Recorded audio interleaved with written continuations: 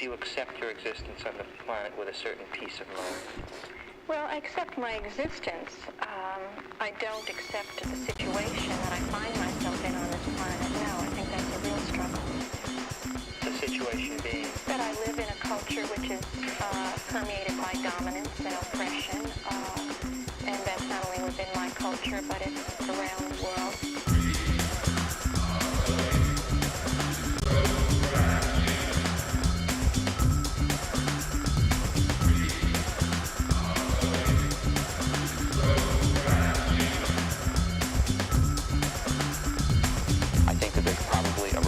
Experience awaiting everyone that has to do with finding out who and what you really are.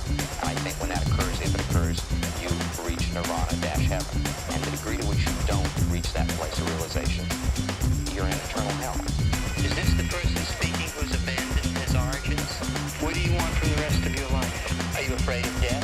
I have seen people killed. And I've seen them killed in the act of self-defense, not by me, by somebody else. It was justified, and you know what? That's showbiz.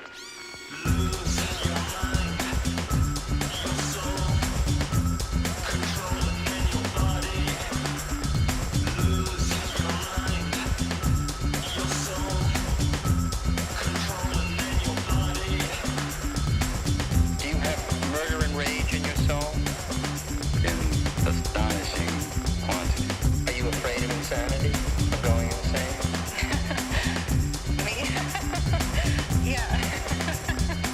What do you want from the rest of your life? Can you envision an end of the universe where there's nothing again?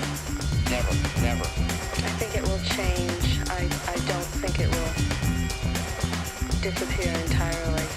I think it will go on forever. Are you afraid of death? One day I woke up in Miami.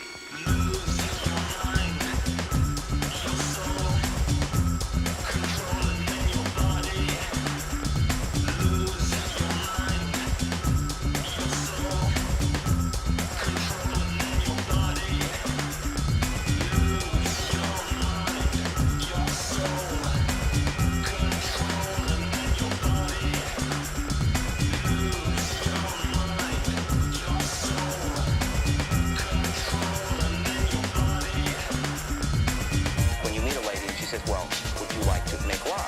Well, the first thing I'd like to do is fuck, not make love. I feel good making love to men, not screwing men. At the end, there will be nothing. There will be no atoms, no molecules, no subatomic particles, no thing at all, nothing at the end.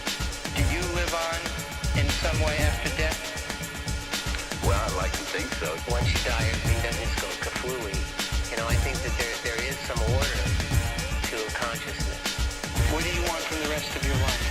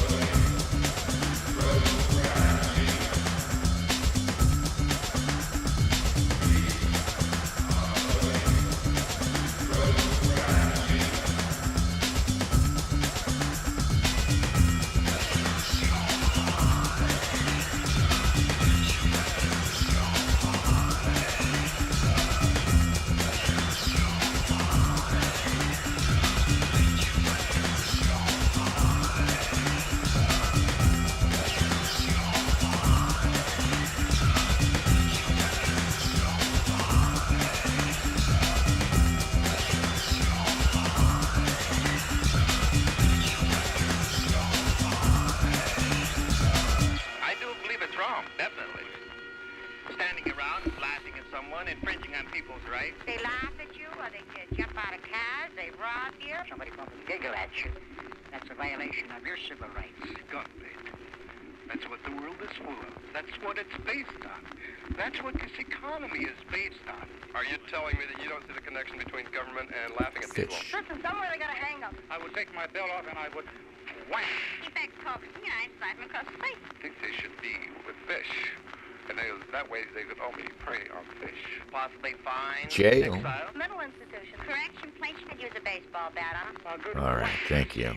Thank you, Meat Beat Manifesto. Dog, not halibut. That is our manifesto. Alcatraz All right. jail. Portland's burning presently. I'm not even going to get off my ass to go down the street to look at this. I don't know why. I wanted to do this broadcast for you. It's May 16th, 2023. We're in Portland, Oregon. There's a large apartment building that is just being gutted. This whole thing. It's 4-alarm. I don't even know what that means. But as you can see, this whole building is going to be destroyed. It's an apartment building. I'll be interested to hear how this one started. This is in the sort of college district, I guess. South End, just outside of downtown. They've got these apartments there that are really expensive, old buildings. I think this one's from 1910. You pay a ton of money to live in a little converted studio, kind of thing. But not one of the low-income apartment buildings. So I don't know. Maybe somebody was cooking up meth. Maybe they weren't. All right. Let's see if we're getting any sound out of this.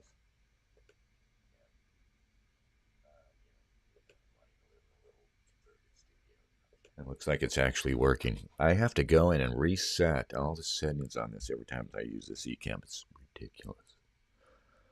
There's nobody watching, but we're going to get this down and maybe even keep this post up. Because I've got this article that I've actually had sitting here in an unmanageable state. About what's going on in the Northwest. And right now, of course, you're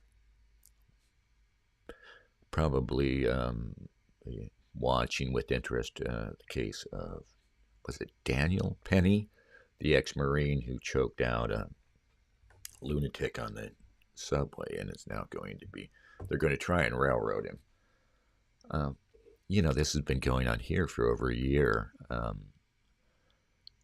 That we have one Proud Boy or Proud Boy affiliated guy, I guess it was last year, no, early this year, they nailed him with a 10-year sentence for scuffling with Antifa on the streets downtown. And now they just set up this other guy. You probably heard of him, Tiny Tuisi. Tusitala, I think is how you say his first name. Tusitala Tiny Tuisi is a guy who's been a Proud Boy type. He's out of Vancouver, Washington, and they've been coming across the river to troll Antifa ever since the emergence of Trump. And once Trump emerged and started driving Antifa nuts, these guys started showing up, Patriot Prayer, Proud Boys types, and having Back the Blue rally, pro-police rallies and pro-Trump rallies, which are just inherently triggering to the wokesters. Can I play this? Yeah, I can.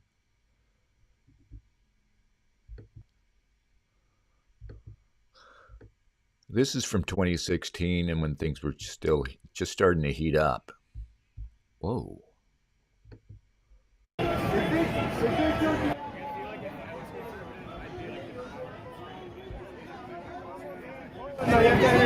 And that's me standing among the right-wingers, of course. People are starting to throw shit now. Somebody just threw a piece of fruit. Yeah, so this is 2016, and it's still during the campaign, summer of 2016. USA! USA! This is, USA! USA! if you're ever out in these demonstrations, know your players. So there's a person here, just right of center, with a lime green hat on. That's your National Lawyers Guild observer. And they're there to try to bust the cops for any excessive force, and any right-wingers who might, punch an antifa or something. They're amazing. They're zombie-like creatures that you'll see out there just watching intently the police or the right-wingers and completely ignoring the most egregious crap coming from their side, of course. I actually sat next to one of these guys on the bus when we all got arrested. I think that was Inauguration Day protest. I don't remember which one. It was either Inauguration Day or just after the election of Trump that they arrested like 100 people. I got caught up in a sweep with them. And they threw us all on a bus. It was awful. You're all crammed on the bus, and it's a summer night, muggy, and everybody's in there, and they're all riffraff. They're all horrible riffraff. And I'm sitting right next to the Lawyers Guild guy. He's like this earnest, Midwestern, clean-cut guy. He's like about 35. Utterly useless guy, and he wouldn't give any sort of advice, even remotely legal, because that's not his role. Oh, I love this girl. Look at this girl here. So you see this girl, and she has this girl in the middle. She has singled out somebody on the other side, and she's saying something about love. It's pretty hilarious. Here she is. Oh, she's already done it.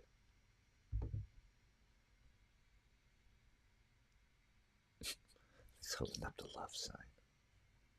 He's pointing out one guy. You love. Hilarious.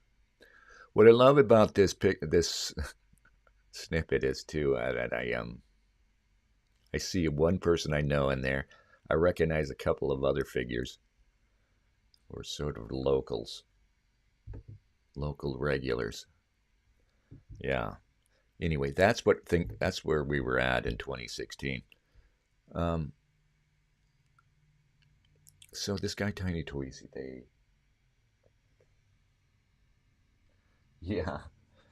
just go with a kippa. It should just be a lime green kippa that says NLG on it. What is it? Lawyers Guild, however they call it.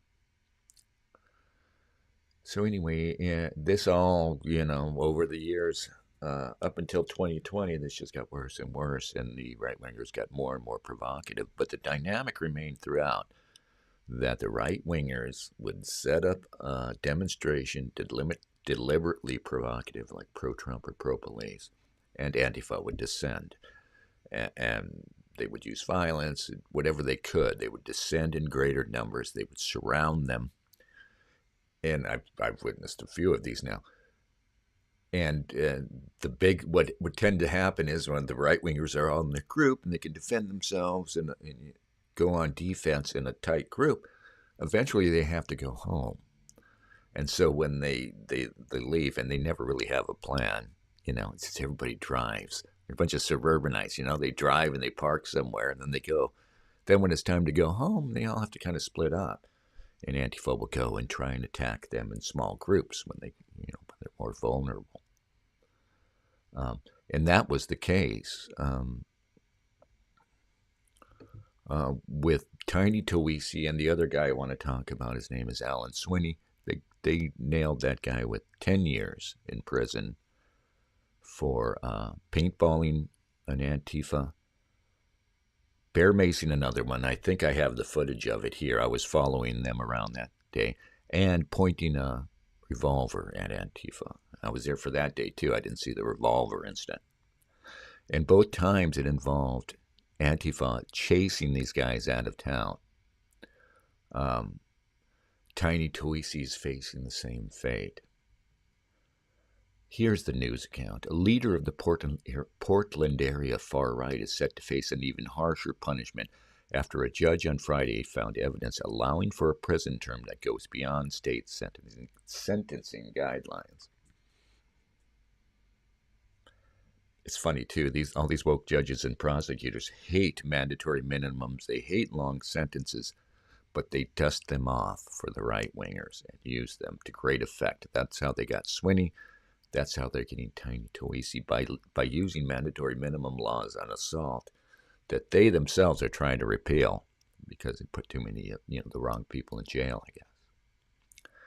Tusitala Tiny Toisi was already staring down a minimum sentence of 5 years and 10 months in prison after he was convicted in March on 10 counts, including second-degree assault and riot, for egging on his fellow Proud Boys during a street battle with left-wing protesters on Northeast 122nd Avenue in 2021. They had relocated their little rally from downtown to 10 miles outside of downtown to an abandoned Kmart parking lot because Antifa, for weeks leading up to this big demonstration, Antifa was promising to show up and shut them down. And they went out and found Toisi's group, attacked them, got roughed up, and lost a little scuffle. And now Tiny Toisi is facing maybe 12 years in jail. 12 fucking years. And I'll note here, as the newspaper article says, Toisi, 26, didn't physically hurt anyone during the clash, but was convicted of aiding and abetting the assault of a counter-demonstrator. Yeah. There's nobody here. Hey, Thomas. I'm going to take a quick break. I'll be right back. Any requests? Let's just play the intro. We like the intro.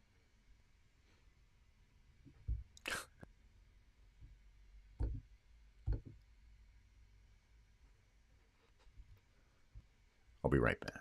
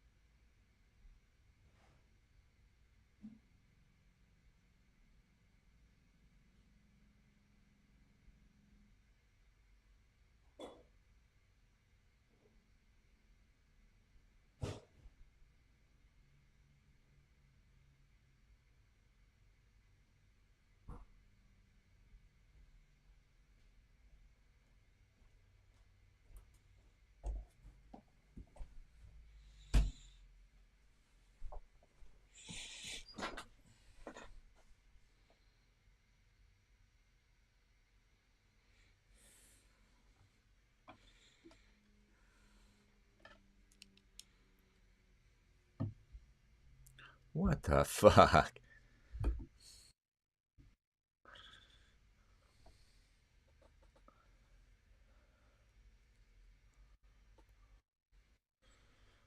Let's just do this.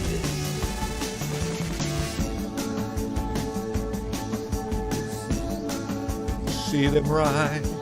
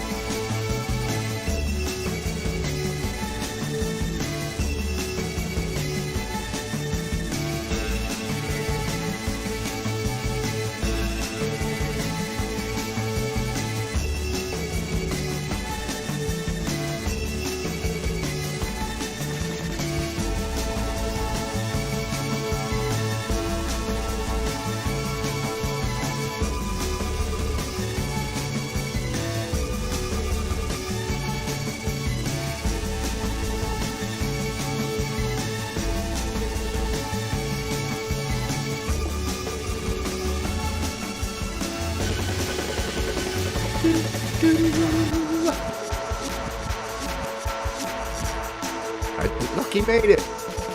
Uh-oh. All right. Put out the fire. Thank you all. All right. Okay. That was just a quick break. Yeah, okay. We were telling you about Tiny Tuisi. Both of you. Thank you for showing up. Yeah, okay.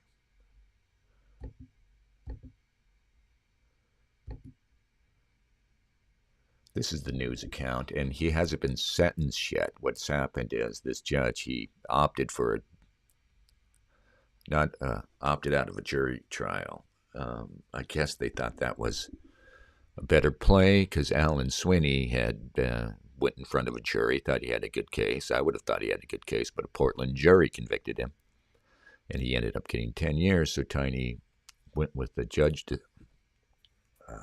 whatever you call it when it's a non-jury trial, and he got a judge who doesn't like him already, and they don't mention who the judge is in this case, but I think it's the same woman. I don't have her name. Who guided him through this awful trial, where he's somehow convicted of assault when he didn't actually touch anybody. What happened was that, like I said, his group had relocated 10 miles out of town to an abandoned Kmart parking lot to avoid Antifa, who were massing downtown. And Antifa, a small, intrepid group of Antifa whelps, went out there in a, like a cargo van, Sprinter van style van that I don't know where they get their vehicles. Went out and challenged them and attacked and got roughed up. Tiny didn't actually touch anyone. He is convicted of saying, "There's Antifa. Those guys are Antifa," and of banging on the side window of the van or car, whatever that they were using. And he's looking at 12 years now with that enhanced sentencing. He's already been convicted. He was already convicted and facing 5 years for this, for not actually touching anybody. And with an enhanced sentencing, that goes to 12.4 or something, possible max. It's insane and terrifying, and nobody gives a fuck. You don't care either. You're not here. All right.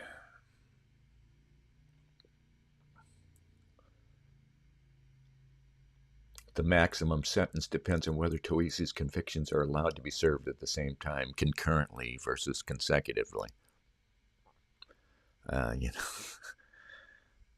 You often see people serving consecutive sentences, and I guess there's a legal logic to that. But I don't know how you. I don't know how you get these. I don't know what the legal reason is for consecutive versus concurrent, because it's a huge thing. And it seems to be kind of haphazard how they apply that. Like the judge has discretion. I can either give you 5 or 10 years just because. Senior Multnomah County Deputy District Attorney Nathan Vasquez said Tuisi had promised bloodshed while giving a speech during a rally that preceded the brawl and wielded a bat during the riot itself. He wielded it, but he didn't touch anybody. Like I said, he tapped on the window of the truck with it. I saw that speech, and it was kind of a goofy, lame speech, actually. And the prosecutor, to get the convictions, he played up this idea that he's a Proud Boy. And the phrase he uses is criminal organization. And I don't know what that means in this legal context. I mean, is that some sort of official designation? What do you mean criminal organization? Is he talking about FBI advisories or SPLC advisories? Because, I don't know. But anyway, the whole trial was about playing up that he was a Proud Boy, far right, illegal, criminal Proud Boys, and this ridiculous speech he gave. Like I said, when I was there, let's see if we can suffer through it.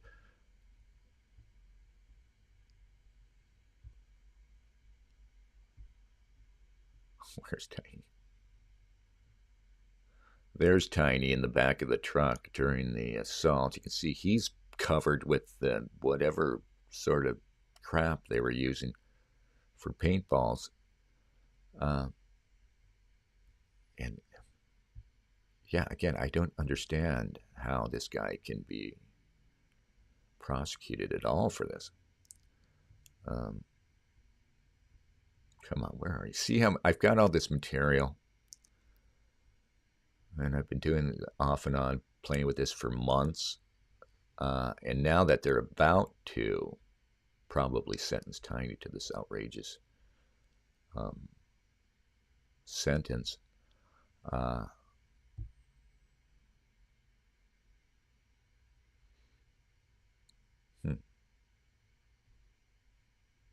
where are you? Tiny, Tiny, Tiny. The problem is if you become too prominent on the right-wing side, they will come for you. Here he is. So anyway, we went out there. We checked out their Summer of Love rally because everybody thought that's would be where the action was, and that we left before Antifa even came out. Antifa mostly left him alone until that late foray.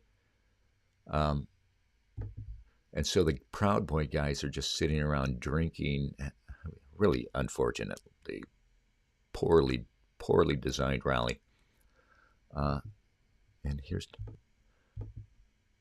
Tiny talking about what they're going to do if they're attacked by Antifa. Saying, well, why do you guys gear up? Why do you guys show up?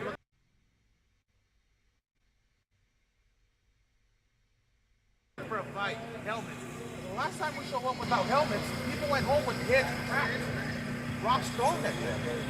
So what the hell do you expect? It's already said that I hate how this little recommendations book. This guy on the left, I don't know his name. And that's because he's conservative. He's the guy who got punched by some Antifa. He got blindsided by some Antifa, and his tooth was knocked out. I think that Antifa had something in his glove. So he made the rounds. He made the viral rounds for that.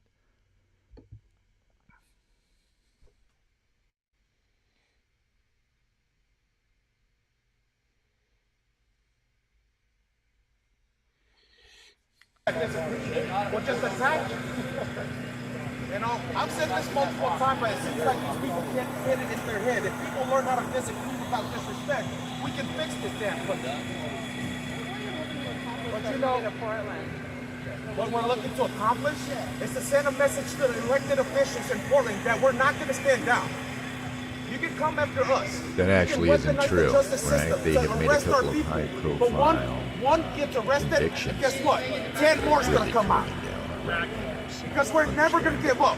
I mean, if you can go to jail for 12 years for not laying a hand on psychotic Antifa who came out to attack you, yeah, that's a pretty good deterrent.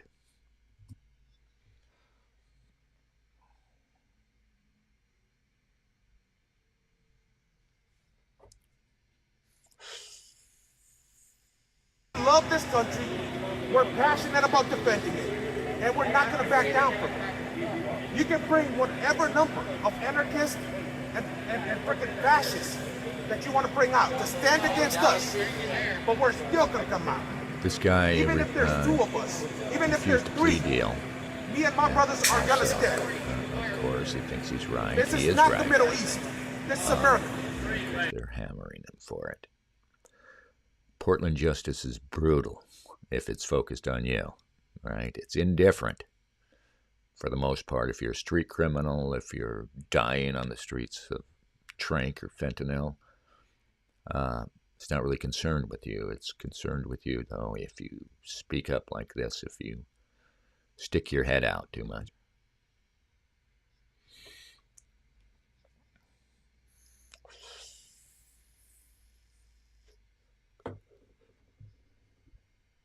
And of course there's people out there that says, let Portland burn. Yes, the elected officials are shitty. Some of the people are shitty. It looked like a shithole. But guess what? Too many people sacrificed their lives to defend this land for us to give it up to these commies. So we're not going to play that game today. We relocated the rally to avoid the altercation and the violence between us and the people on the left. But if they do show up here, we're going to defend ourselves. That's what we're going to do. Okay, so is there a plan to go to downtown Portland? There is no plan to go downtown Portland. The reason why we relocated here is to prevent the altercation and violence breaking out. So if they do leave downtown Portland to where we've agreed, hey, go ahead, have your own right to free speech down here. But if they agree, to leave downtown Portland to come here and try to attack people here, they're going to need more and more soy lattes to handle real mans that are coming out here. They're going to need more vegan sandwiches to handle real motherfucking Tiny. mans. And I'm sick and tired of playing. We're not playing this time. Tiny.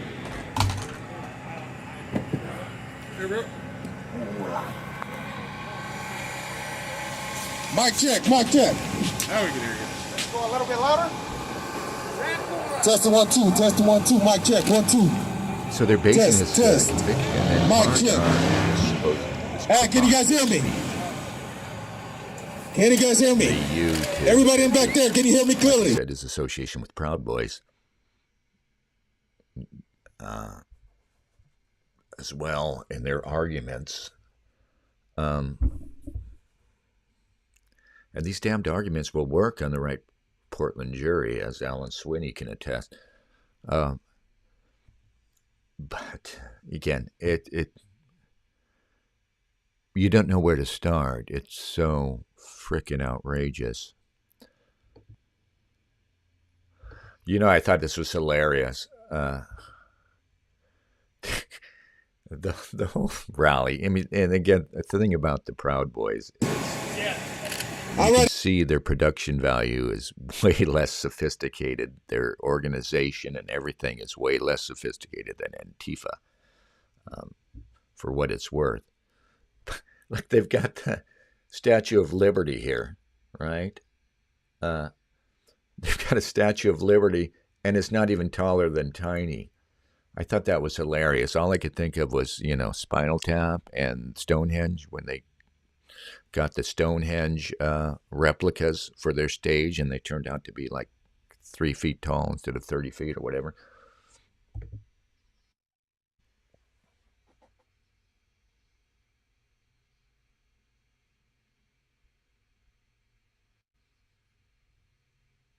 Ready, guys? Thank you guys for coming out. All the Proud Boys here? Where's the Proud Boys? Woo-hoo! Woo-hoo! Oh, come on. Antifa downtown Portland can't hear you. Woo-hoo! Woo-hoo! Woo-hoo! Good. Take command from your leadership that's here. I see presidents from chapters. I see sergeant arms, vice presidents. Ask them for direction on what to do. Let's secure this whole perimeter right here where the vehicles are. And today's going to be a good day for everybody. That guy's got a bad case of lady we've size left downtown Portland, relocated to come here to prevent violence from breaking out with the left. We want to come out here and take a stand and send a message to the elected officials in Portland that, hey, no more is no more. Enough is enough. For too damn long, Antifa has been treading and infringing on our rights.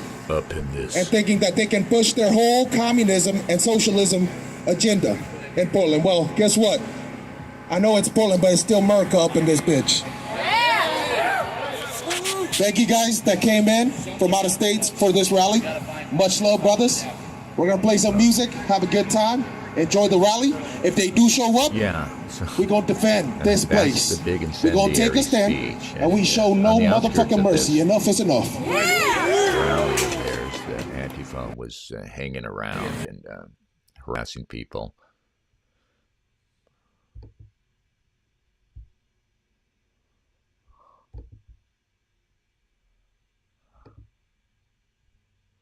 Bro, it was so fucking good. So Amazon ridiculous. Prime, bro. Showed up next day.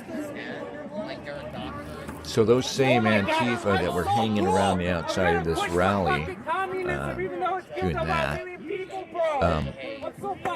were attacking anybody weak who got close to them, who they thought was not them or a journalist. In this case, they attack a female journalist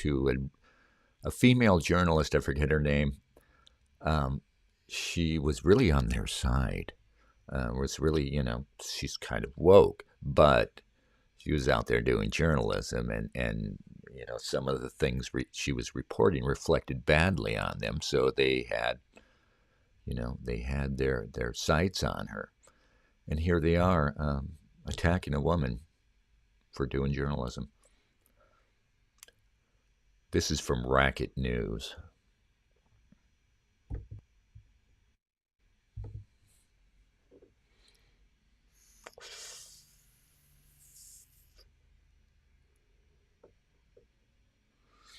Get the fuck out! Get the fuck out! Get the fuck out, Something about COVID. I don't think that's really why they were mad at her, but they decided that she was endangering people.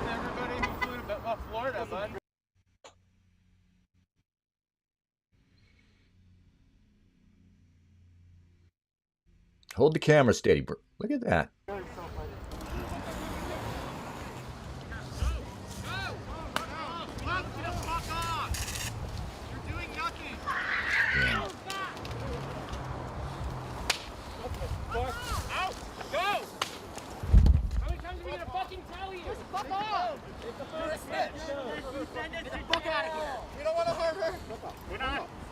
Let's just let her get it.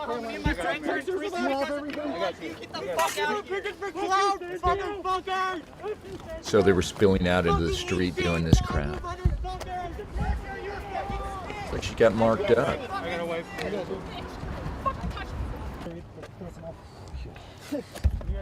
Can you rinse her mouth out? It's so funny.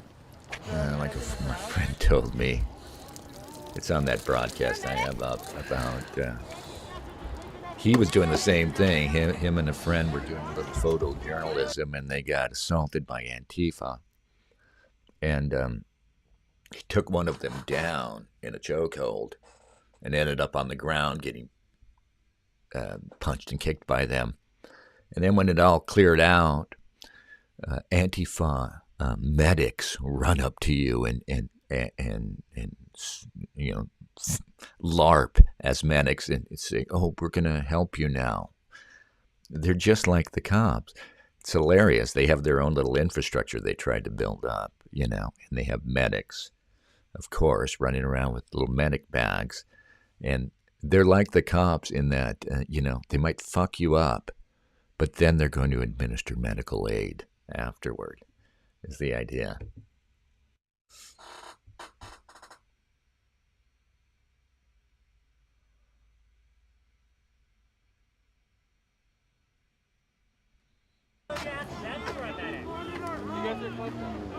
I can't see.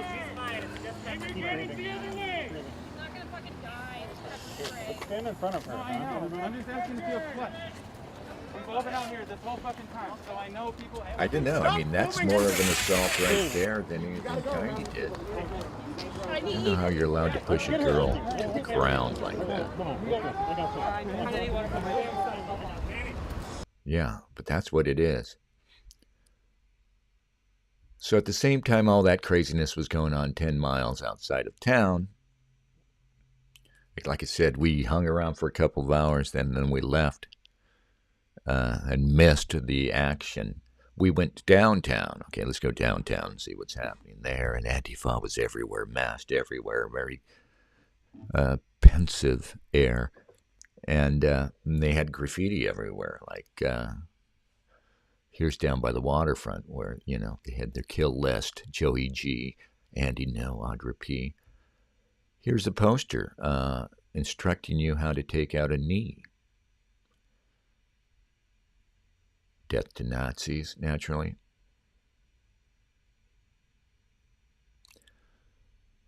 And here's another news account trying to play up Tiny's supposed extremism.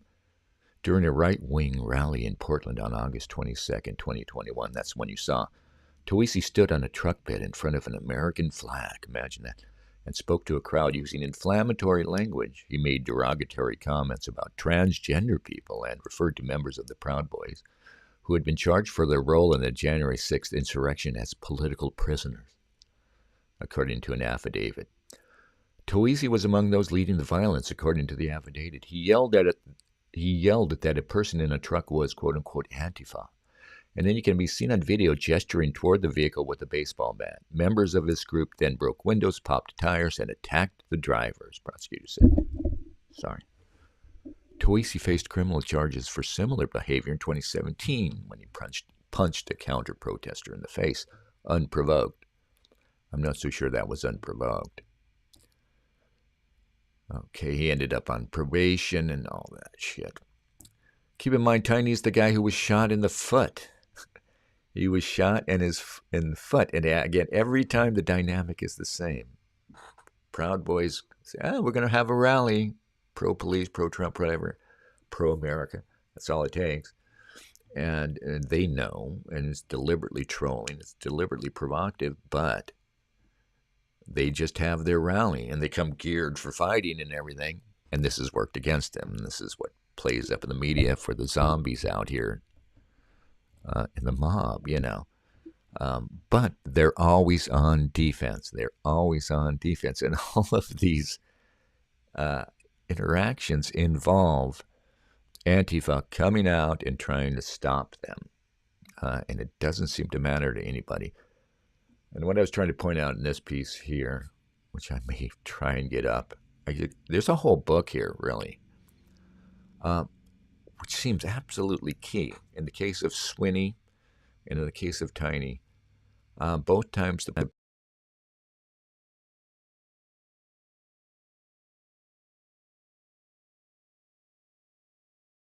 offensive dynamic, the police, and for the 2021 rally, they announced ahead of time, we're not going to intervene. We're not going to intervene at all. The police, the mayor said, you know, we're exhausted because they've been separating these groups for years, literally for years. And so it seems absolutely key to me, but to no one else apparently, that with that dynamic, the offensive-defensive dynamic, and especially the fact that the police abandoned the streets, again, officially abandoned the streets, notified that there would be no police on the street. You know, you want to say anarcho-tyranny, but it's becoming a cliche to say anarcho-tyranny, but that's exactly what it is, and it should be fundamental in if I'm defending myself in that environment and I know there are no police around. How on earth can you do this? How on earth can you suggest, you know, I went too far, you know? Anyway. Yeah. So that's Tiny, and I'll bring you up to speed on Tiny on the blog.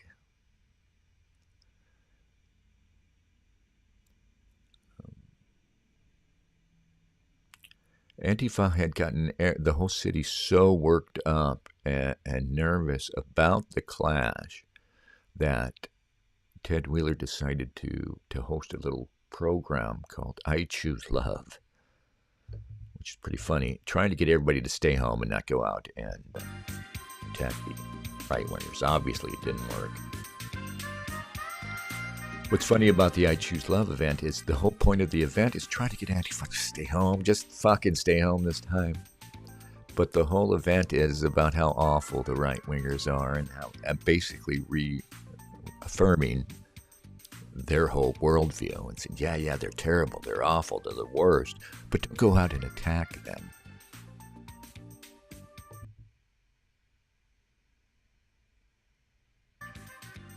What, is there an actual video here? Is it all...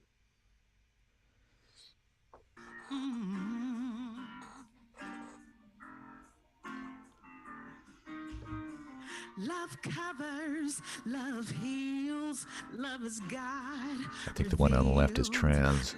Love is gentle, love is kind, love wins every time. Well, Love is more I wish. than an emotion. It's a nice thought. It's a choice,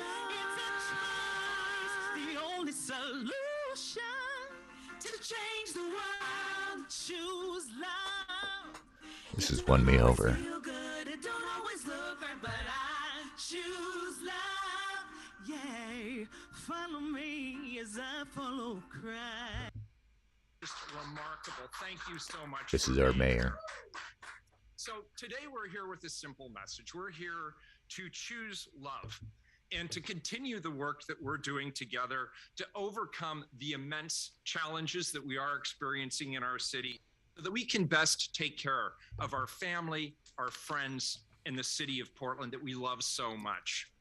Today, we remember how important a simple message is.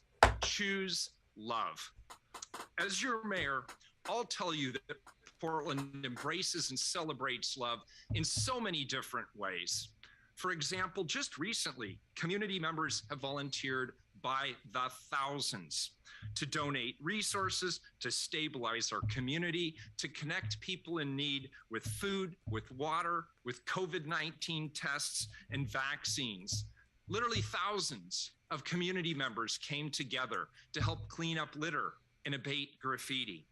So many people, by the thousands, came forward to support our local businesses, our essential workers, our artists, our musicians, and so many others as they adapted to keep us nourished, to keep us inspired, and to keep us entertained.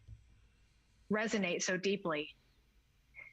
There is no way to force a group of people Look at all who the people subscribe involved to here. the ideologies of white nationalism and white supremacy from Again, keep in mind, they're trying to cool down Antifa. And everything is fucking right-wingers, man. descending on our community this weekend. That is, unfortunately, another thing that's out of our control. But we're here today to stand firm and communicate clearly the values that our community aspires to and the vision that we are choosing to work toward. The pandemic revealed the countless inequities and injustices that have plagued our community for decades, themselves rooted in systems of oppression that have plagued and defined our There you country go. for generations. Critical theory will save us from violent Antifa. Now I'd like to invite Amy Spittelneck. Amy joins us with over a decade of experience in government, politics, and advocacy. She was the communications director and senior policy advisor to New York Attorney General Barbara Underwood. She also previously served as an advisor and spokesperson. Yeah, anyway, you get the idea. It didn't work. So this was all around the an August 2021 rally. And this was the Tiny Toisi rally that I was talking about. That rally was on the anniversary of an August 22, 2020 rally that got out of hand. That's the one where the cops officially declared they wouldn't intervene. I was down there and they were a block away over the loudspeaker saying, we're observing you. We're not going to intervene, but you could be in trouble for breaking the law later. This is the 2020 rally. And this is Antifa chasing our patriots out of town. Where'd you go?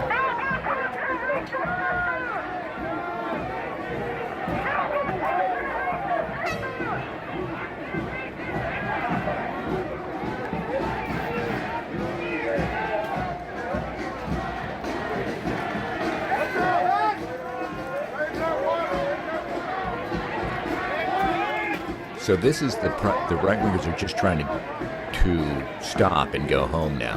You know, they're just trying to get out of there. They've been surrounded the whole time.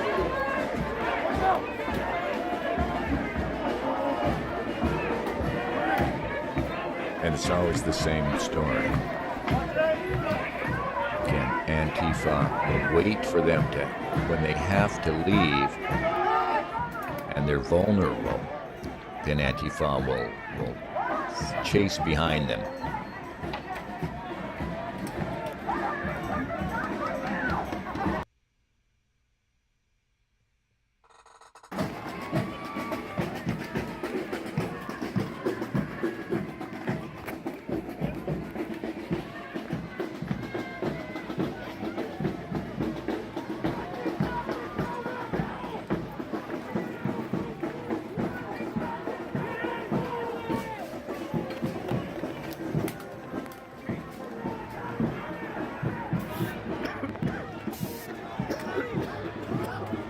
Dennis getting tear gassed.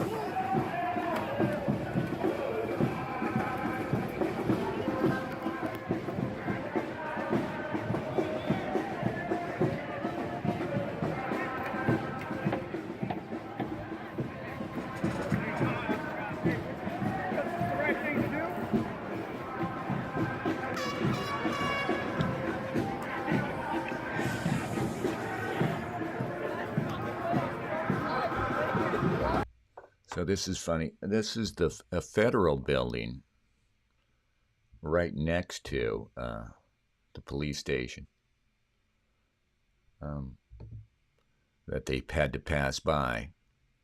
This guy in the middle here is Alan Swinney there. You see him covered in pink paint that they've been throwing at him.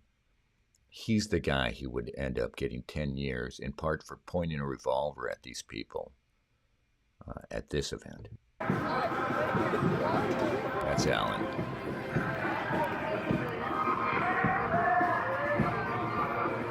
So ridiculous.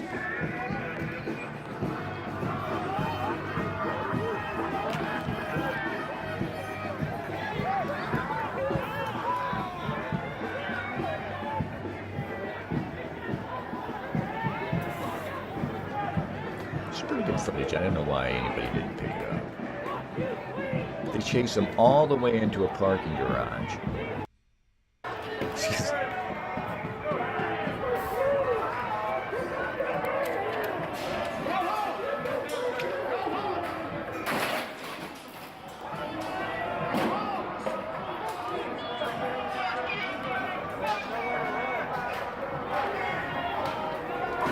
Again, I don't know why it's dynamic, this obvious dynamic of one being the aggressor, why it doesn't absolve you of,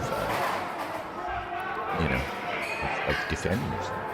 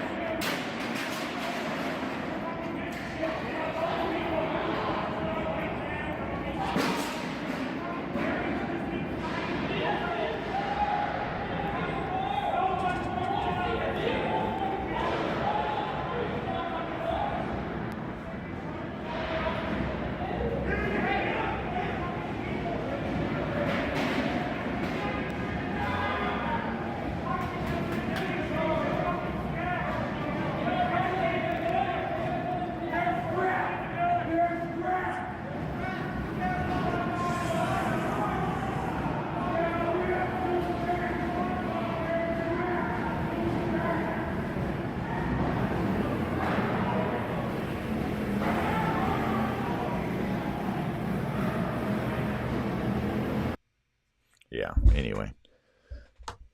I don't know what's wrong with the world. I don't know how they get away with it. Anyway, that was 2020. 2020, and that was really the last we saw of these confrontations, and there was the anniversary the following year.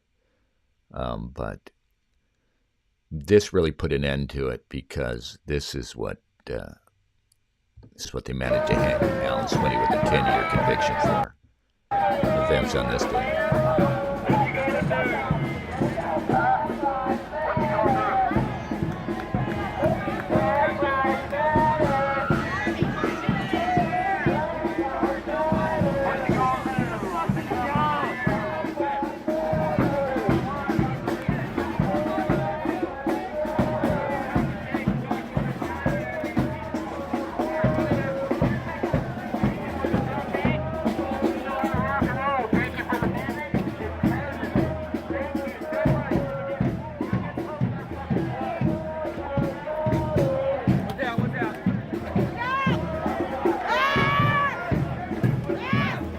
I swear I got hit with something.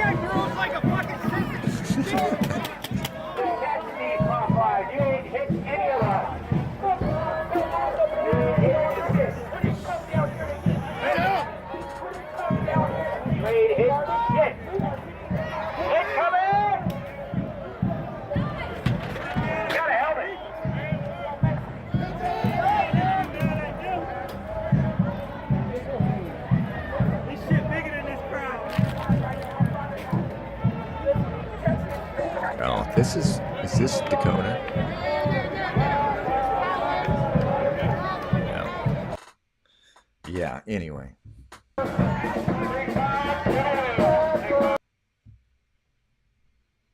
Getting used to this trackpad.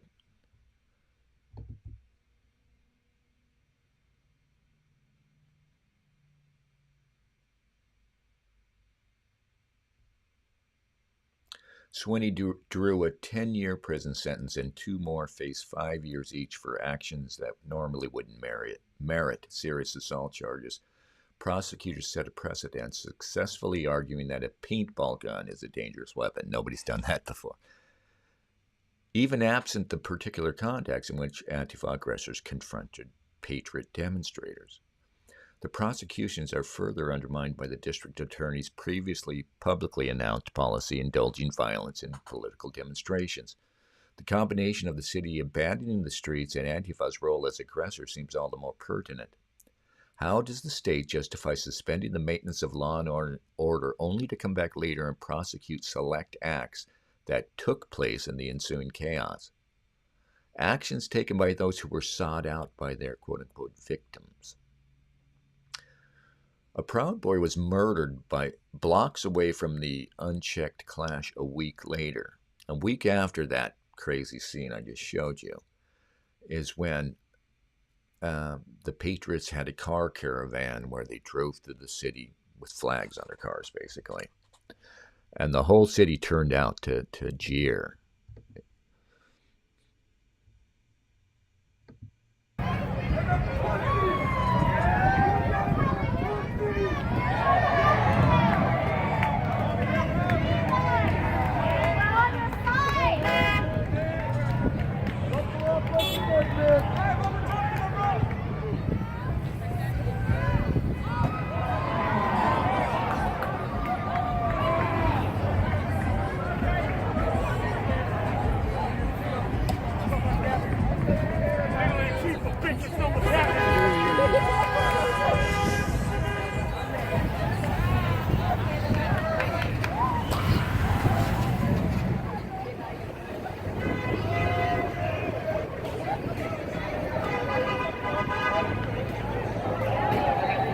So after all this happened, you heard the story of Michael Reno and Aaron Danielson. Aaron Danielson was a Proud Boy who was walking the streets after this and was stalked and then shot, assassinated by a guy named Michael Reno, who was conveniently eliminated by law enforcement weeks later.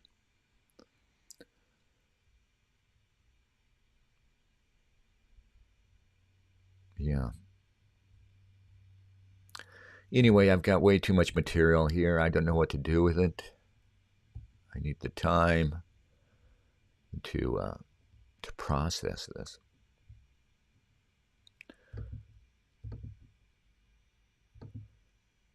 All right.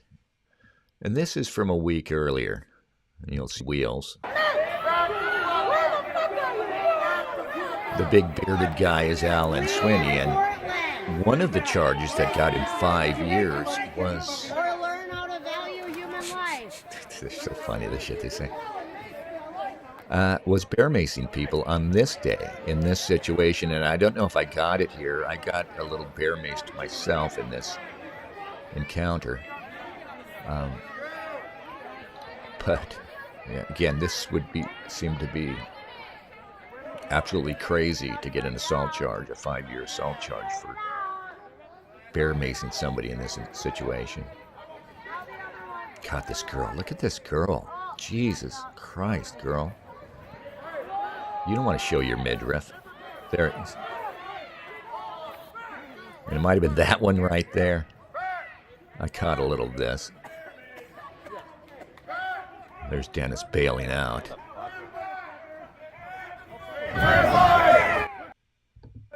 All right. So Alan's sitting in jail to look for a 10-year sentence. He's like 51 years old. Guy had no criminal record. He came here from Texas to participate in the craziness. They played that up too, of course. And the poor guy, you know, he didn't think he was in big trouble. He turned himself in thinking he was going to settle this matter. They arrested him, denied him bail, then hit him with a hefty $530-something thousand bail. And he never saw, hasn't seen the light of day since. It's the worst story ever. And what's notable about it, though, is how Antifa and our woke district attorney's office are combining. In the case of Swinney, in the case of Toisi, they've taken Antifa's testimony and built cases around it. They've taken Antifa lawsuits and built cases around them to go after these right-wingers. And because we're a zombie city, you know, we put up with it.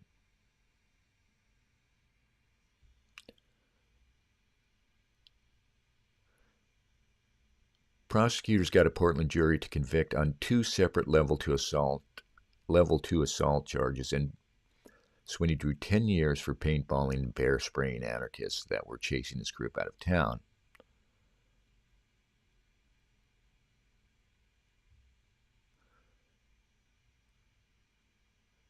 Police abolitionist Cop Blaster. Cop Blaster's this bizarre character, some sort of trans dude. I think it's a guy who identifies as non-binary. But he does pretty good work at covering cases. He posts audio from cases and stuff. Anyway, he actually seems to be somewhat objective still. This is what he wrote. For someone to be charged with assault 2 in Oregon due to their use of a paintball gun, one would logically conclude that it probably requires a freak accident resulting in, quote, serious physical injury, unquote, to someone's eye. We were under this impression when we first wrote about the Swinney trial. We even got into a lengthy argument via email with alleged victim Jason Britton and a brief exchange of tweets with alleged victim Megan Stewart. Jason Britton is the guy who got paintballed in the eye. And this is hilarious. Jason Britton on the scene was just one of these guys who just went up and just furiously was shouting in the faces of the guy. It's like if you see the video, I don't have it here, but it's like the guy is, it's like a joke. It's like a parody of a person out of control. This guy is absolutely nuts. And then they bring that guy into trial. And he testifies, and he's all calm and cool when testifying. So the whole thing just stinks of Antifa trolls them. Antifa provokes the response. And then in swoops the woke district attorney to land these poor bastards in jail. We were convinced that the reason Vasquez didn't call a single expert witness to back up Britain's claim of long-term eye injury must have been that Vasquez thought exposing Britain to eye examinations by a credible expert wouldn't substantiate his claims. Now, the guy got hit like near the eye, soft tissue around the eye. Nothing happened to him. It was the best thing that ever happened to him. He got exactly what he wanted. But anyway, he went in there and said, permanent eye injury. And they brought no expert witnesses to prove that. Somehow, Portland juries, we get what we deserve. Somehow Portland jury thought this was a convincing case. If Vasquez can convince a jury that a paintball gun is a dangerous weapon, then the visible bruises suffered by Britton and Stewart are all he needs to show that Swinney caused two people injury with a dangerous weapon. Oh, Stewart got shot in the boob. A girl got shot in the boob with a paintball gun. That might sound great at first to Antifa or anyone else that would love nothing more than to lock Swinney up and throw away the key. Unfortunately, when people become so dedicated to nail one guy that they don't care, now this is where his logic fails him, because it's obvious. He's talking about, they're going to use these laws against us guys. Not in the foreseeable future,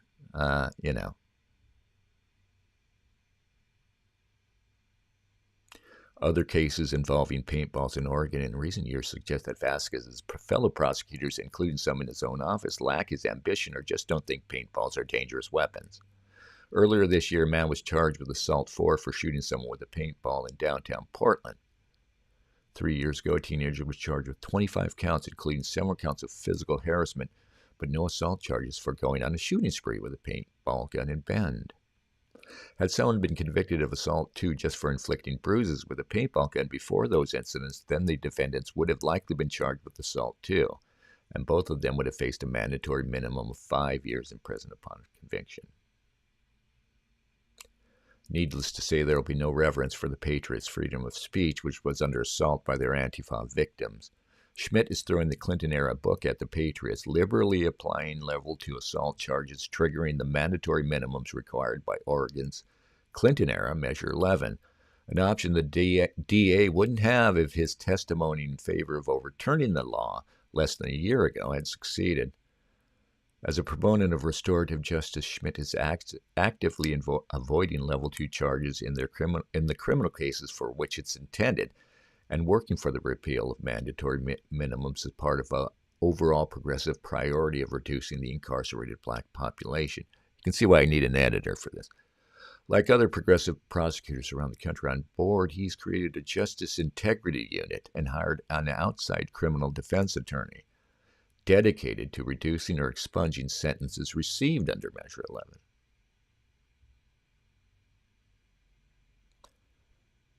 As Donald Trump's campaign progressed, so increased the fury of protesters. By the time of his election, they were rioting over it. Now, every demonstration was also necessarily anti-police, and protesters became bolder and more intent on provoking police violence. This dynamic held for 5 years, leading into the explosion of summer 2020 and the Patriots' last stand. Before 2020, the city still had the authority to require permits for political rallies and still felt compelled to honor the Patriots' applications, despite the certainty of violence. The police, and well before this point, every protest in Portland was also an anti-police protest, were forced time and again to stand with their backs to the Patriots, absorbing abuse from anarchist aggressors. This, the Antifa element, would then spin as proof of the quote-unquote fascist alliance between patriots and police.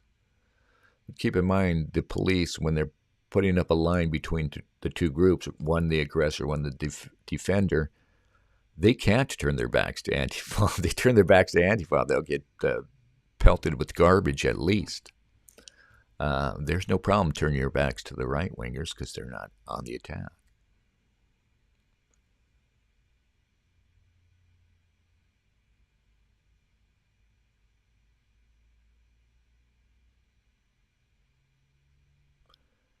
Yeah.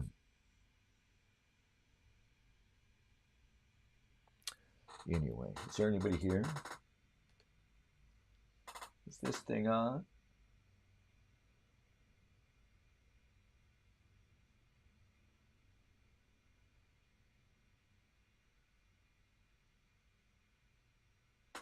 All right, what secret info was lost in yesterday's efforts? Nothing. I was trying to do this, basically. Just loosely going over this stuff. So nothing was lost. It's funny how I can't even do.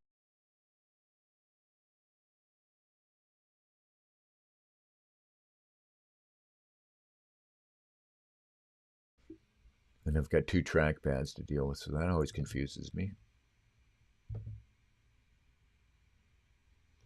Seems we're still in here.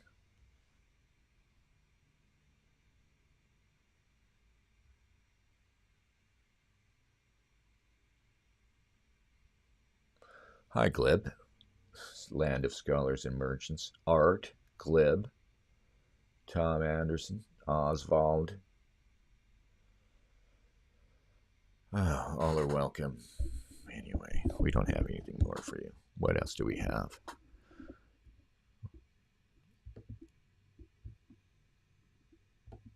Leave. All right.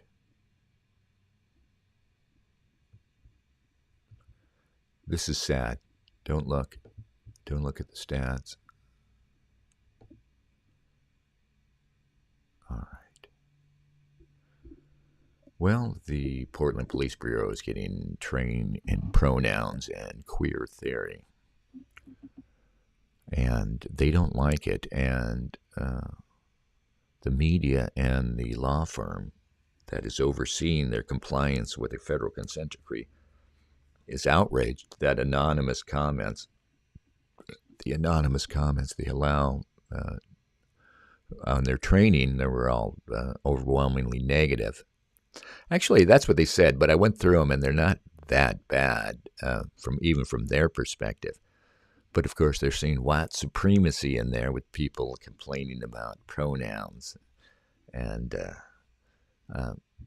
well, here, let me show you. Hi, everyone. Recently adopted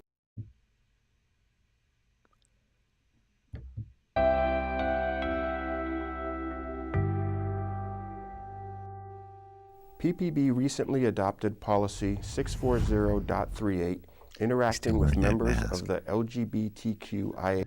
This is this guy that they made police chief because nobody else wanted the job. They couldn't put a white guy in there or a white person in there. This is during 2020. The lady chief, who had only been there a month, bailed out in the middle of the rioting that summer. I guess she found her position untenable. So they got this guy, and it turns out the best available black guy they could find is not nearly ready for the job. But he's been there the whole time, Chuck Lavelle. He's been wearing that stupid mask the whole time, on videos like this. Why are you wearing the mask, Chuck? I think he wants to hide. I think the poor bastard, just watching him work, you're watching a person out of their depth. It's so obvious. A2S plus and queer community. I want to emphasize the Chief's office as a whole, and I personally am in support of this policy. This is a very vital part of enabling us to have respectful interactions with folks from the queer community, and respecting and understanding where they are and some of their lived experiences. We've been trying to make sure that, our community members. This is an assistant chief. Yeah, an assistant chief.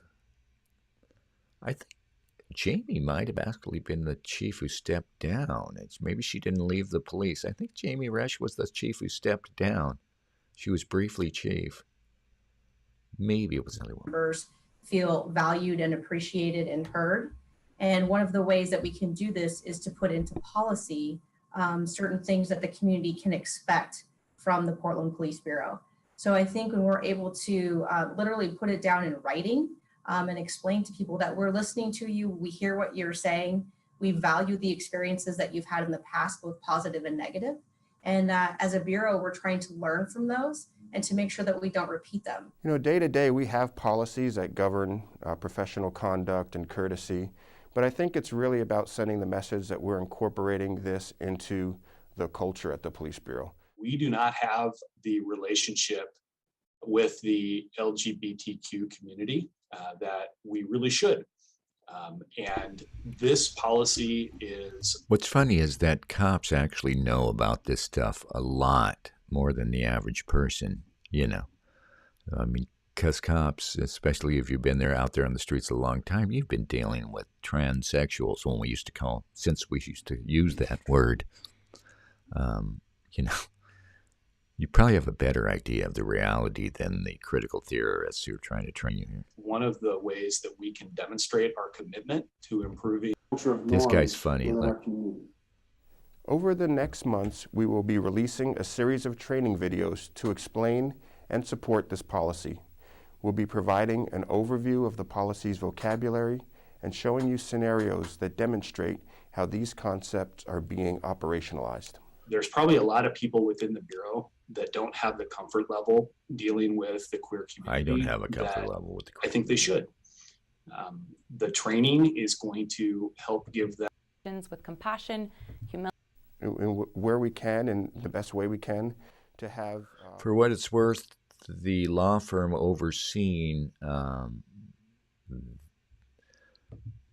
federal compliance decrees on behalf of the federal government here in Portland is Rosenbaum and Associates. And one of the things that they do, they've been enforcing the terms of a settlement agreement here since 2015, I think. And one of the things they do is one of the things the police department did to satisfy them was create an Office of Equity and Inclusion. And from there, you get such as this training. And here's Lauren Rosenstein to tell us about it. In our queer community. I encourage all of you to find ways to dig into these conversations with compassion, humility, and empathy. If you aren't sure how to start the conversation, I'm here to practice. It's my commitment to you to hear what you need and to make our trainings relevant to your work. When we have difficult conversations together, we build a stronger community. As always, if you have any questions, comments, or concerns, please be in touch with me.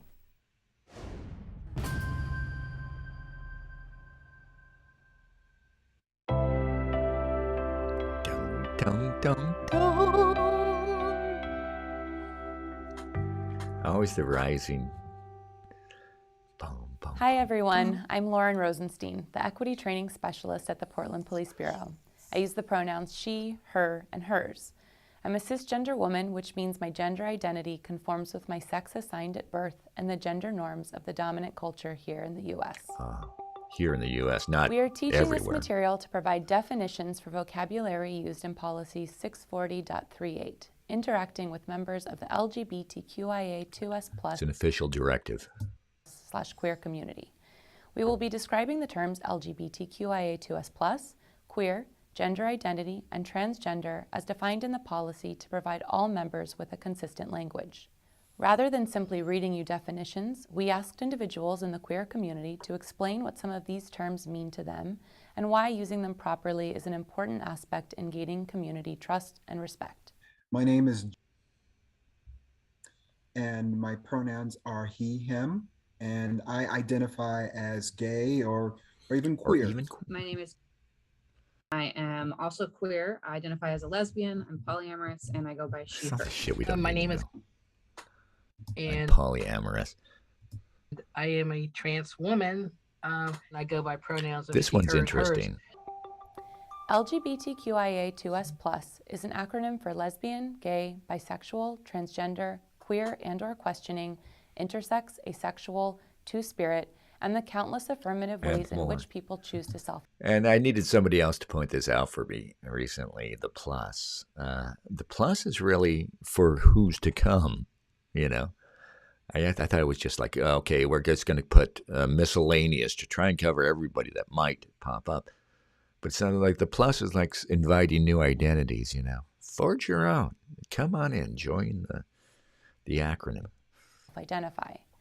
The acronym is increasingly being replaced with the term queer community. I've been around. So it's all going to be queer community except you, straight, cis, hetero, non-kinky, non-professional, because of course queer includes sex workers.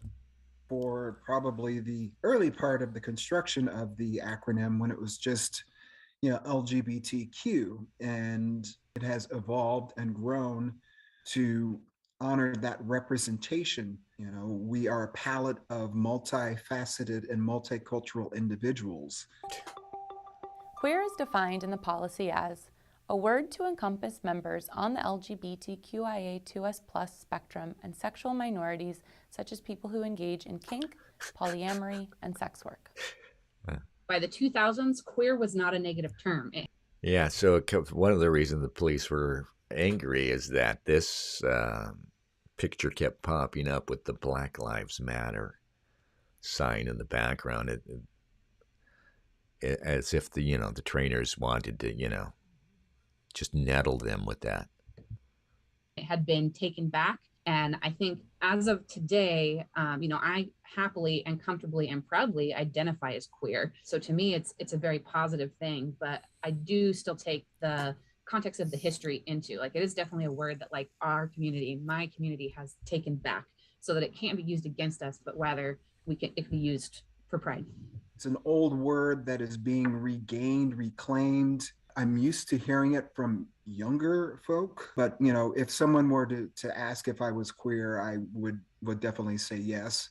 If you're going to use the word queer in the same intonation that you're going to call someone a negative name, please don't use that word. I really believe in the power of tone, in the power of words, and in the power of what you're presenting. So if there is a different generation or different people who, because of how they grew up, are uncomfortable with that word, I would say it's okay not to use it. Gender identity is a person's gender-related identity, appearance, expression, or behavior, regardless of whether the identity, appearance, expression, or behavior differs from that associated with the gender assigned to the person. The term Two-Spirit was coined in 1990 in Winnipeg, Canada, as a means of unifying various gender identities and expressions of Native American, First Nations, and Indigenous individuals. The term is not a specific definition of gender, sexual orientation, or other self-determining catch-all phrase, but rather an umbrella term. So we don't get to see the two-spirit person. They're spirited away. I know there's a lot of vocabulary here, but remember, the test isn't if you got all of the letters of the acronym right, or if you can recite the definitions. The goal is to respond with humility and empathy when a person shares their identity with you. Redacted. Here's a few of our key points from this video. Understanding vocabulary used in the queer and LGBTQIA2S+ community may provide context for a specific crime. When we mirror inclusive language within the queer and LGBTQIA2S+ community, we can help to build relationships. I feel like a female human. I do present a little more what I would call as in between, a little more on the masculine presentation side. My name is, and I am a trans woman. And I go by pronouns of she, her, and hers. And as far as me, how you can say part of a dress that I'm wearing today, but that's who I am all the time. I love looking and feeling like a woman, because that's how I am in my mind, heart, and spirit. That's who I project as, and I want to be that. Gender expression is really the way that we project our gender out into the world, right? This is how we show people how we have our hair done, how we speak, how we So it's all just a facade. I got it. It's how we project our gender out into the world. And I often tell officers, especially when I'm teaching training about hate crimes or hate incidences, it's usually in the spectrum of where we see depending on what the situation is. As humans, we seek connection and belonging. And I really think that being able to show up and live your truth and talk about your truth in a way that brings acceptance into your social groups, it's really vital for consideration. Again, is it something that sounds like it was on purpose? And a lot of times, if they do misgender me, they apologize right away, or they'll change and say, "Oh, I'm sorry, ma'am," and stuff like that. The trans community, some folks are very, very sensitive to pronoun Indeed. use.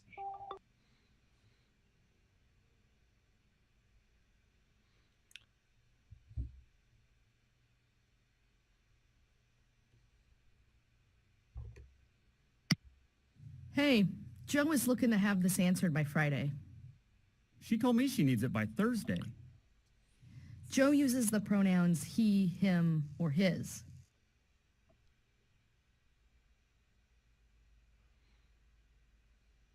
They're so slow at getting these responses up. Would you click the damn thing? Oh, got it. Thanks for that correction. I'm working on it.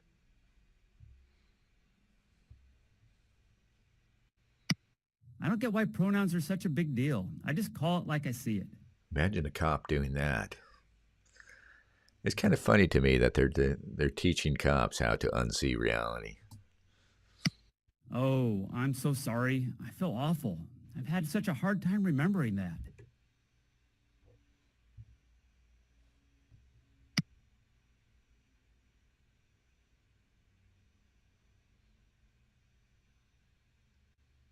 Some people are comfortable sharing their pronouns from the start of a conversation, and for some people, they don't want to do that.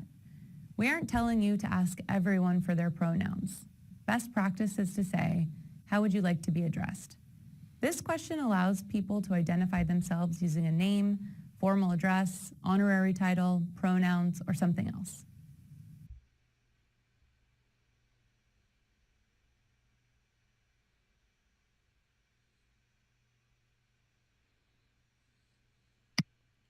Hi, I'm Bobby, and I use the pronouns she and her. Could you spell your first and last name for me, please? And how would you like for me to address you? What? Why are you even asking me that? My name is Mark. I'm a man. Thank you for letting me know. I wanted to ask instead of assuming. This is ridiculous. Everything is so PC. I'm over it. I hear you, and we have a policy in place to make sure we represent people and their identities with respect. So I just wanted to ask. Thank you for letting me know. I understand that you're here to report a stolen bike, so let's get that taken care of for you. Can you imagine going through this if it was something worse than a stolen bike, right? Hello, my name is Joe. My pronouns are he, her. You know. Oh, you don't want to play that game? Okay, let's get this rape of your grandmother solved. You know. Can you imagine that? You're at the police station, you're in tears, you're in trauma. How shall I address you? Motherfucker. This can be a complicated conversation, and we know it isn't going to be smooth sailing every time. All we can do is continue to show up with respect and treat each person how they want to be treated.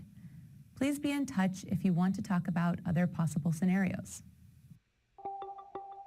Remember, language is always evolving. There are some words that people used to use but are no longer acceptable. Here's a list that the community has put together that should absolutely not be used. If someone uses any of these words to self-identify, that's their choice.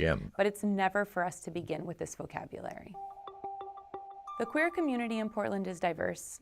There is no one label or set of vocabulary words that will work for every single person. Our goal is to provide you with a basic understanding so we all feel comfortable interacting with people who use culturally specific language. Remember that the way a person presents themselves through their clothing, haircut, or style may not reflect their gender identity. It is always appropriate to use a person's name or ask, how would you like to be addressed? Pronouns may change Here, over I'm time. trying to compress this sucking chest wound. How would you like to be addressed? It may be a long period of time, and it could be the next day. It's important to recognize that the correct pronoun to use is the one a person tells you works for them. While we are speaking about a policy that addresses interaction with community members, it is important that we include ourselves as internal community members as well. We aren't separate. We are all here to do the work and build a strong community together. Contact me with any comments, questions, or concerns.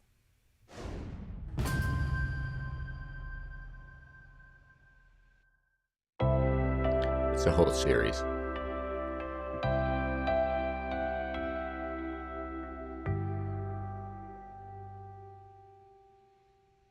Hi, I'm Ashley Lancaster, Director of the Policy Development Team. So far, the videos in this series have introduced us to the vocabulary in Directive 64038, interacting with members of the LGBTQIA2S+/queer community.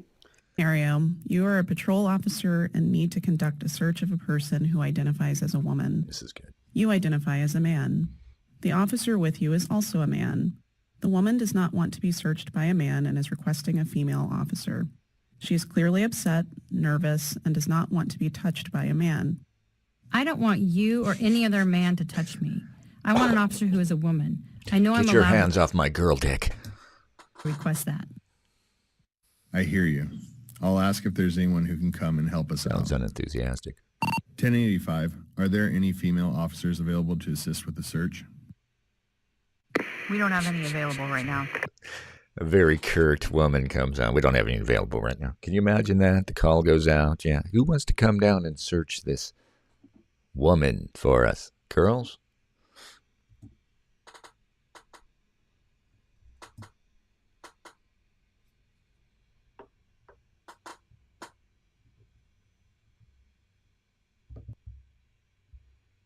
All right. All of a sudden, I got no sound here.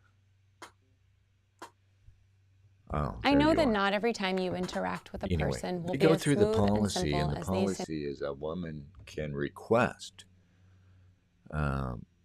be searched. She be searched by another woman because she doesn't want a man to put her hands on him, on her.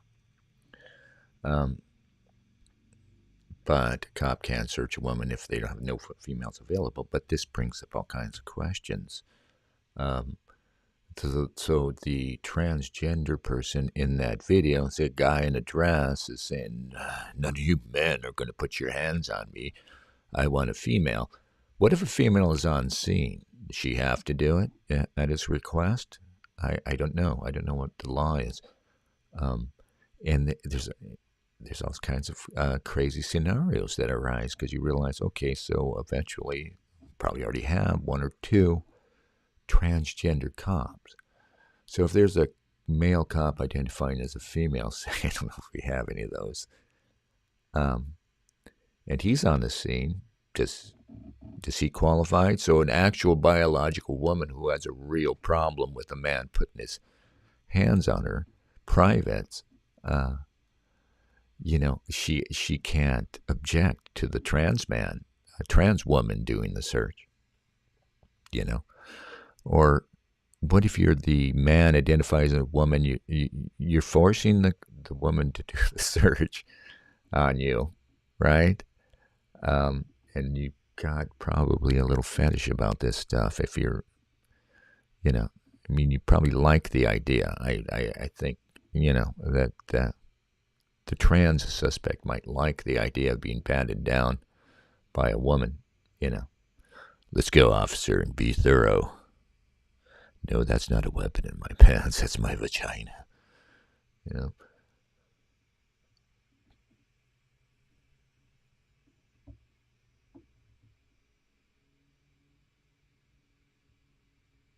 So presumably a biological female suspect is allowed no such objection to being searched by a trans woman, a guy.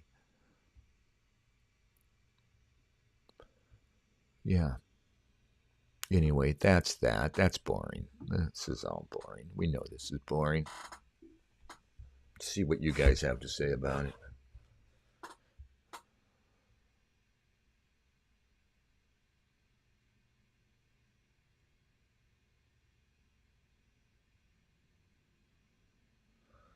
Three spirits is coming. I mean, why just two spirits? Yeah. I think the idea with two spirit is the individual has two spirits. Yeah. There was an old movie, it turned out to be a hoax about a woman with schizophrenia who had 30 personalities or something. Sybil. Yeah, what if you're Sybil? I mean, you're just, boundless spirits. All right. So we're just getting started with this idea that will try and broadcast during the day. Maybe go in the morning here, Pacific Coast time, sometime before noon, and do a couple of hours weekly, more eventually, and trying to get something started up in here. I think I've lost my potential partner with all the cool equipment. I don't think he's interested in doing this. That's too bad. Because it would have been awesome to do this with real equipment and real quality stuff. But, he's busy. He's like working his ass off, and it's a real job. So I'm just going to do this live streams from the desk here weekly. Yeah, I know I keep saying that. But we will, and help me out. Like, subscribe, and share. Yeah.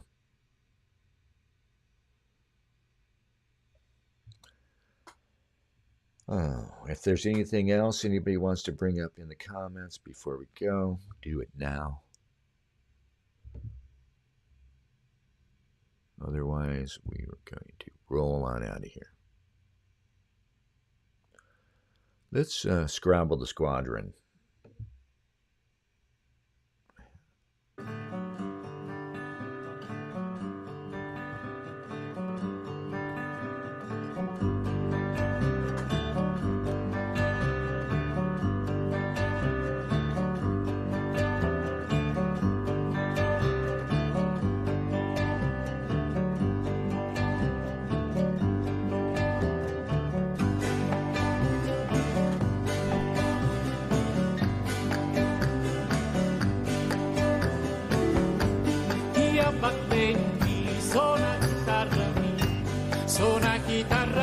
Suoni abbattenti, suona chitarra mia, suoni abbattenti. I colpi giusti lo suona tutti danni, i colpi giusti suona chitarra mia, i colpi giusti suona chitarra mia. Ruspiti dallo sonno, non più dormire, ruspiti dallo sonno, non più dormire, e non ci dormi qua, e non ci dormi qua, e non ci dormi quando c'ha la bimba male.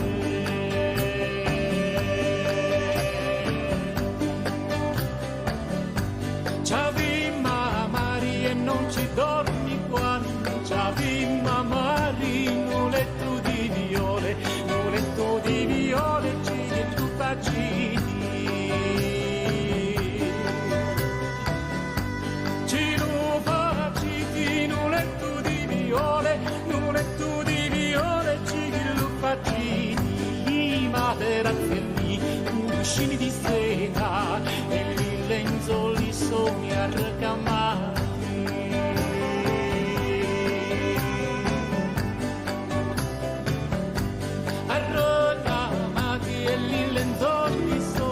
Arracamati sono belli l'occhi tuoi, e l'occhi tuoi belli sono i fronni d'arburelli, e l'occhi tuoi vivaci sono i fronni di mamma.